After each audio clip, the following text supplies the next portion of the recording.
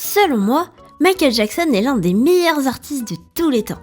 Il danse, il chante, il compose ses propres chansons comme personne. Il avait plein d'animaux dont un singe. Trop flippant. J'aime pas les singes. Ça me fait peur. Il savait faire ça et ça. Bref, il était trop fort. J'ai même des vinyles de lui. Le seul problème que je lui trouve, c'est qu'il écrivait pas pour rendre gloire à Dieu.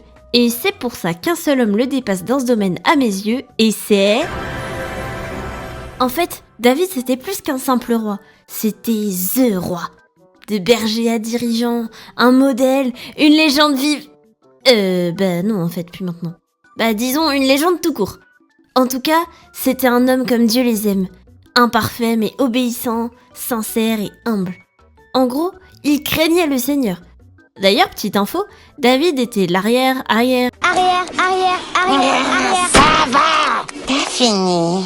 Arrière-grand-père de Jésus. C'est fou quand on y pense. Si on regarde ce qu'il a fait d'un point de vue musical, on peut constater qu'il a pas chômé. Il était parolier, poète, chanteur, danseur et même créateur d'instruments selon certaines sources. Tout ça en plus de ses batailles et activités royales. Pouf. La plupart des chants qu'on chante à l'église aujourd'hui sont inspirés de ces textes.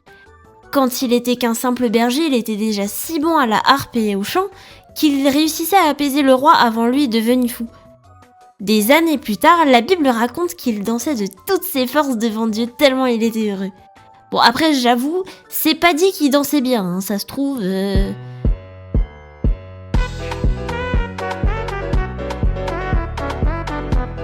Mais c'est pas grave puisqu'il le faisait avec un cœur pour le Seigneur. Puis, tout au long de sa vie, il a continué à composer des chants pour Dieu. Et pour la prod, il a toujours cherché à rester sobre avec peu d'instruments. 4000 musiciens. Est-ce que c'est bon pour vous? Il a fait regrouper 4000 des meilleurs musiciens de son temps pour faire plaisir à Dieu. Le Seigneur avait sa radio personnelle. On peut dire que c'était le groupe de louanges originel. Pour avoir une idée de ce que représente son travail, dites-vous qu'il a contribué à écrire le livre des psaumes, qui est le plus gros livre de la Bible avec plus de 70 chansons. C'est énorme! Son secret? Écrire, tout le temps. Par exemple, ici au psaume 3, on peut lire Psaume de David lorsqu'il fuyait devant son fils Absalom. Pendant qu'il fuyait, David, il était comme ça.